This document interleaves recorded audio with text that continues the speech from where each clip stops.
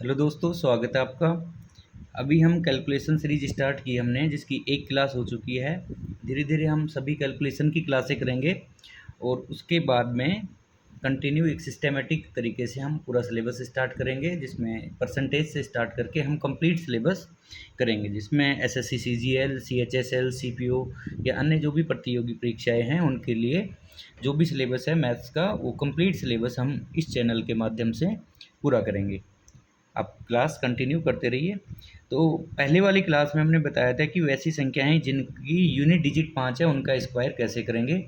एक बार मैं आपको रिवाइज करवा देता हूं। जैसे संख्या थी 25, तो इसके स्क्वायर के लिए मैंने आपसे बताया था कि यूनिट डिजिट जो है 5, इसका स्क्वायर हो गया 25, एंड जो दो इसके नेक्स्ट जो संख्या आएगी 3, तो ये हो गया 6, स्क्वायर बन गया 625।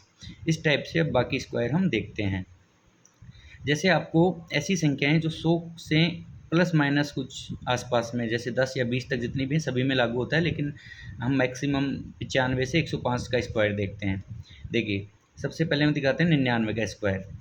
99 का स्क्वायर करने के लिए हम देखते हैं ये संख्या 100 से एक कम है।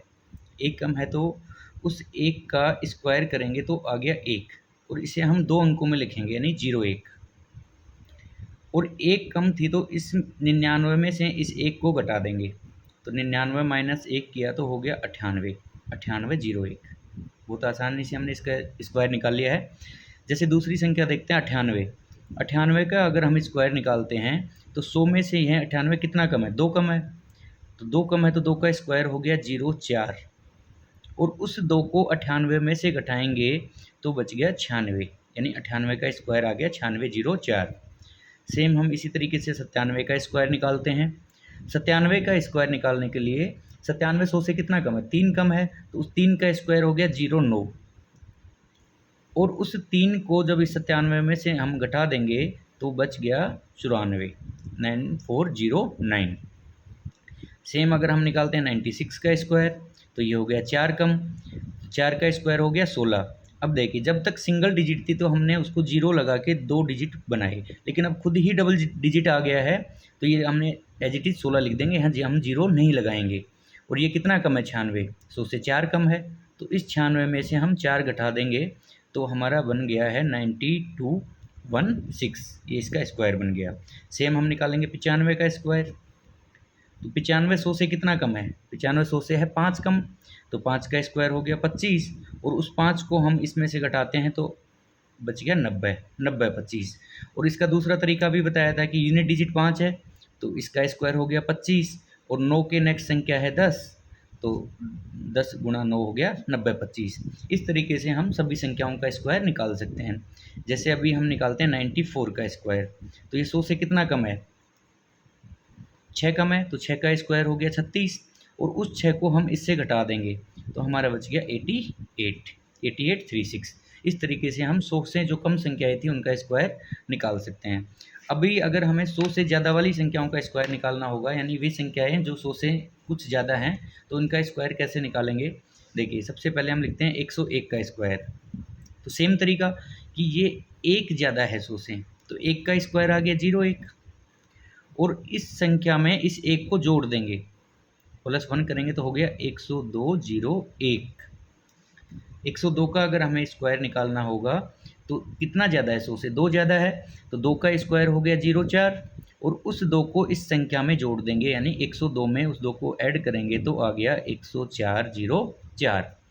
103 का अगर हमें स्क्वायर निकालना होगा तो ये 3 ज़्यादा है 100 से, तो 3 का स्क्वायर हो गया 09, और उस 3 को हम इसी संख्या में ऐड कर देंगे तो हो जाएगा 10609।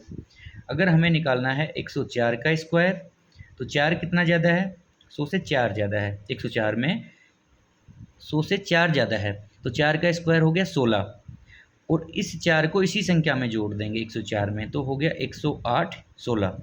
इस तरीके से हम स्क्वायर निकालेंगे। अभी जैसे लिखते हैं 105 का स्क्वायर निकालना हो आपको, तो 105 के स्क्वायर में कितना ज़्यादा है, 100 से 5, तो 5 का स्क्वायर हो गया 25, और 105 में वही 5 जोड़ देंगे जो ज़्यादा है, तो हो गया 110 25। 106 का स्क्वायर निकालना है, तो 106 का स्क्वायर हो जाएगा, 6 का स्क्वायर किया तो 36, और 106 में हम उसी 6 को ऐड कर देंगे तो हो गया 112 36। इस तरीके से हम 100 के आसपास वाली संख्याओं का स्क्वायर निकाल सकते हैं। देखिए डायरेक्ट किसी भी एग्जाम में आपसे नहीं पूछेगा कि शॉर्टकट सिखाइए आप स्क्वायर निकालने का। ये आपको कैलकुलेशन में बहुत हेल्पफुल होगा। जब आप चक्रवर्ती ब्याज की क्वेश्चन कर रहे होगे, सपोज करो 2 साल का चक्रवर्ती ब्याज है और 3% की इंटरेस्ट रेट है, तो आप लिखोगे 103/100, 103/100 दो बार आपको लिखना पड़ेगा। ये इधर हो गया मूलधन पी। तो यहाँ पे आपको 103 दो बार मल्टीप्लाई ना करना पड़े, आप सीधा लिख दोगे इसको कि 3 का स्क्वायर 09 और 103 में 3 ऐड किया तो 10609। यहाँ आपको बहुत बेनिफिट होगा, क्योंकि कंपटीशन में बहुत कम समय में आपको क्वेश्चन करना होता है। क्वेश्चन सबको आ रहे होते हैं, सब पढ़ के जाते हैं, लेकिन कम समय में आप कैसे क्वेश्चन कर पाते हो, उसके लिए आपको कैलकुलेशन स्ट्रॉन्ग होना बहुत ज़रूरी है। कुछ और स्क्वायर देखते हैं। 1 से और लगभग 30 तक के स्क्वायर आपको याद होने चाहिए। 1 से 30 तक के आप स्क्वायर याद कर लीजिएगा। उससे अलग सभी स्क्वायर हम यहाँ पे देखते रहेंगे कि कैसे सोल्व करने हैं। तो देखिए, अगर आपको निकालना है 31 का स्क्वायर, ये सब पे लागू होगा। आप 1 से 30 तक में भी लागू होगा और बाकी भी संख्याओं में होगा। इसके लिए हम क्या करेंगे, ये जो वाली संख्या है, लेफ्ट वाली संख्या है 1, सॉरी राइट वाली संख्या है 1, इसका स्क्वायर करेंगे तो इसका स्क्वायर आ गया 1। इन दोनों का करेंगे मल्टीपल, इन दोनों का मल्टीपल करेंगे तो 3 गुणा 1 3, उसका करेंगे डबल तो ये हो गया 6, और इसका स्क्वायर कर देंगे 3 का तो वो हो गया 9। अभी आपको समझ में नहीं आया होगा, दोबारा देखिए।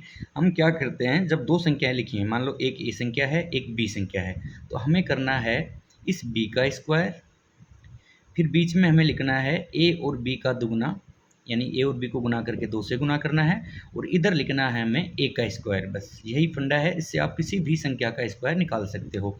जैसे अभी आपको निकालना है 32 का स्क्वायर, इसके लिए हम क्या करेंगे, 2 का स्क्वायर 4, इन दोनों का मल्टीप्लाई किया आ गया 6, और 6 का डबल किया तो बन गया 12, तो 12 का 2 असल होगी 1, और 3 का स्क्वायर 9 और 1 10, 1024।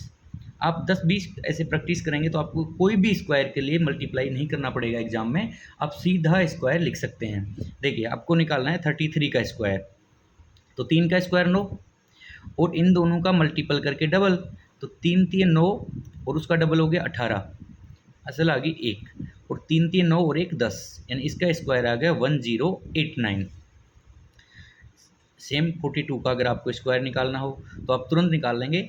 2 का स्क्वायर 4, इन दोनों का मल्टीप्लाई किया, 4 गुणा 2 8, 8 का डबल 16, असल 1, और 4 चौक 16 और 1 17, 1764।